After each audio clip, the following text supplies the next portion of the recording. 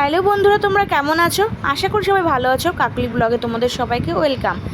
আর বন্ধুরা, আজকে বাজারে গেছিলাম আমি আমার ছেলেকে স্কুলে দিয়ে আসার সময় মাছ এনেছি, ছোট মাছ, তো মানে মোয়া মাছ বলে। তো দেখো আমি সেই মোয়া মাছটাই এখন বসে বসে বানাচ্ছি, তোমাদের সঙ্গে সেটাই আমি শেয়ার করব। দেখো বন্ধুরা, আস্তে আস্তে আমি বানাচ্ছি। আমি ফার্স্ট টাইম এই ছোটো মাছ নিজের হাতে কাটলাম। বাজারে মানে কেটে দেবে, কিন্তু অনেক টাইম লাগবে, তো ভাবলাম না, বাড়িতে চলে যাই, বসে বসে একটু করে বানাবো, শেখাটাও হয়ে যাবে, বানানোটা হয়ে যাবে। তো দেখো আমি ভালো করে মাছগুলো বানিয়ে নিয়েছি। আস্তে আস্তে টাইম লেগেছে, যদিও অনেকটা টাইম লেগেছে, যেহেতু আমি ফার্স্ট টাইম। তো দেখো ধুয়ে পরিষ্কার করে নেবো আস্তে আস্তে।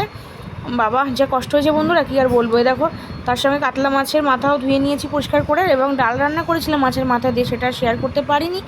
তো দেখো দেখেছো বন্ধুরা, পরিষ্কার পরিচ্ছন্ন করে একদম মুড়ো টুড়োগুলো ধুয়ে নিয়েছি ভালো করে মাথাটা। আর দেখো আমার গাছে ফুল ফুটছে, আর পাখির আওয়াজটা তোমরা শোনো একবার বন্ধুরা, কী সুন্দর।